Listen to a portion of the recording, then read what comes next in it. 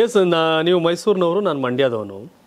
ಹಳೆ ಮೈಸೂರು ಭಾಗಕ್ಕೆ BJP ಕಾಲಿಟ್ಟಿಲ್ಲ, ಬೆಳೆದಿಲ್ಲ, ಬಾಲ ಬಿಚ್ಚಿಲ್ಲ, ಬಲಿಷ್ಠ ಆಗಿಲ್ಲ ಅಂದರೆ ಕಾರಣ ಅದಕ್ಕೆ JDS. ಹೆಂಗೆ ಅಂದರೆ ಒಂದು 10 ಜನ ಕಾಂಗ್ರೆಸ್ನವರು 10 ಜನ JDS ಅವ್ರು ಕೂತಿದ್ದಾಗ ಒಬ್ಬ BJP ಅವ್ನು ಬಂದ್ಬಿಟ್ಟು RSS ಅವನು ಮುಸ್ಲಿಂ ಸರಿ ಇಲ್ಲ ಅಂದರೆ ಮುಚ್ಕೊಂಡು ಹೋಗು, ನಮಗೂ ಓಟ್ ಹಾಕ್ತಾರೆ ನಿಮಗೂ ಓಟ್ ಹಾಕ್ತಾರೆ, ಇವೆಲ್ಲ ಮಾತಾಡಬೇಡ ಅಂತ ಹೇಳಿ ಕಳಿಸಿದ್ದವ್ರು ಯಾರು? JDS ಕಾಂಗ್ರೆಸ್. ಯಾವಾಗ ನಮ್ಗೂ ಓಟ್ ಹಾಕ್ತಾರೆ ನಿಮ್ಗೂ ಓಟ್ ಹಾಕ್ತಾರೆ ಅನ್ನೋ ದಾಟಿಲಿ ಗಲಾಟೆ ಗದ್ದಲ ಆಗುತ್ತೆ. ಹಳೆ ಮೈಸೂರು ಭಾಗದಲ್ಲಿ BJP ಬಾಲ ಬಿಚ್ಚಿಲ್ಲ, ಬೆಳೆದಿಲ್ಲ ಅಂದ್ರೆ ಕಾರಣ JDS ಅವರು. ಇವತ್ತು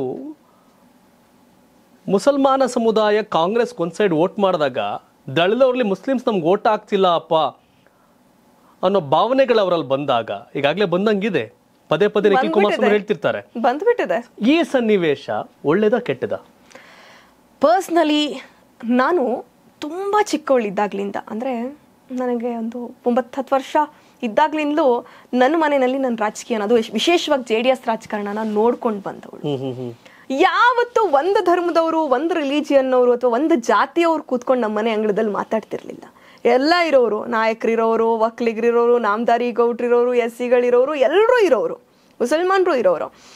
ಇವನ್ ಚುನಾವಣೆಗಳು ನಡೀತಿದೆ ಅಂತಂದ್ರೆ ಅದು ಹಾಲಿನ ಡೈರಿ ಎಲೆಕ್ಷನ್ ಆಗಿರಲಿ, VSSN ವ್ಯವಸಾಯ ಸೇವಾ ಸಹಕಾರ ಬ್ಯಾಂಕ್ನ ಎಲೆಕ್ಷನ್ಗಳಾಗಿರಲಿ, ಗ್ರಾಮ ಪಂಚಾಯತಿ ಎಲೆಕ್ಷನ್ಗಳಾಗಿರಲಿ, ಜಿಲ್ಲಾ ಪಂಚಾಯತಿ, ತಾಲೂಕ್ ಪಂಚಾಯತಿ, MLA ಎಲೆಕ್ಷನ್, MP ಎಲೆಕ್ಷನ್, ಎಲ್ಲ MLC ಎಲೆಕ್ಷನ್, ಎಲ್ಲ ಎಲೆಕ್ಷನ್ಗಳಿಗೂ ನನ್ನ ಮನೆಯಲ್ಲೇ ಒಂದು ಮೀಟಿಂಗ್ ನಡೀತಾ ಇತ್ತು.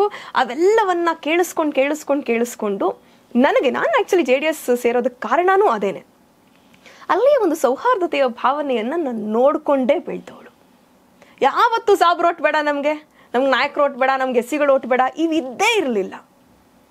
ನಾವೆಲ್ಲರೂ ಒಂದಾಗಿ ನಡೀತಾ ಇದ್ವಿ. ಅಲ್ಲಿ ನಮ್ದು ಒಕ್ಕಲಿಗರು ಡಾಮಿನೆಂಟ್ ಊರಾಗಿದ್ರು ಕೂಡ ಅಲ್ಲಿ ಒಂಚೂರು ಊರಿನ JDSನ ಹ್ಯಾಂಡ್ಲ್ ಮಾಡ್ತಾ ಇದ್ದಿದ್ದು ನಮ್ಮ ಮನೆ ಅಪ್ಪ ಚಿಕ್ಕಪ್ಪ ಇವ್ರುಗಳೇ ಆಗಿದ್ರಿಂದ, ಮುಸಲ್ಮಾನ ಒಬ್ಬ ಹ್ಯಾಂಡ್ಲ್ ಮಾಡ್ತೀಯಾನೆ ಅನ್ನೋ ಒಂದು ಭಾವನೆ ಕೂಡ ಅವ್ರಿಗೆ, ಒಕ್ಕಲಿಗರ ಪಕ್ಷ ಕಣ ಅಮ್ಮಣ್ಣ ಒಕ್ಕಲಿಗ ಅವ್ರು ಯಾಕೆ ಹ್ಯಾಂಡ್ಲ್ ಮಾಡಬೇಕು ಆ ಥರದ್ದು ಒಂದು ಭಾವನೆ ಇರಲಿಲ್ಲ. ಲೀಡರ್ಶಿಪ್ಪು ಅಲ್ಲಿ ಜಾತಿ ಧರ್ಮದ ನಂಟುಗಳು ಖಂಡಿತ ಇರಲಿಲ್ಲ. ಆ ತರಹದೊಂದು ಭಾವನೆಯಲ್ಲಿ, ಆ ಥರದೊಂದು ಎನ್ವಿರಾನ್ಮೆಂಟ್ನ ನೋಡ್ಕೊಂಡು ಬಂದು ನಾವು ಇವತ್ಯಾರು ನಾನು ಅಣ್ಣ, ಅಂಕಲ್, ಮಾಮ ಅಂತ ಕರ್ಕೊಂಡು ಅವ್ರಗಳ ಜೊತೆ ಇಷ್ಟು ಪುಟ್ಟ ಹುಡುಗಿಯಾಗಿದ್ದಾಗಲೂ ಶಾಲನ್ನು ಹಾಕ್ಕೊಂಡು ಪ್ಯಾಂಫ್ಲೆಟ್ಗಳನ್ನ ಹಿಡ್ಕೊಂಡು ವೋಟ್ ಕೇಳಕ್ಕೆ ಹೋಗ್ತಾ ಇದ್ದಂಥ ನಜ್ಮಾ ಅನ್ನೋಳಿಗೆ ನಾನೊಬ್ಳು ರಾಜಕಾರಣಿಯಾಗಿ ಹೇಳ್ತಾ ಇಲ್ಲ, ಒಬ್ಬ ಸಾಮಾನ್ಯ ಒಂದು ಹಳೆ ಮೈಸೂರಿನ ಮನೆಯ ಹೆಣ್ಣು ಮಗಳಾಗಿ ಹೇಳ್ತೀನಿ.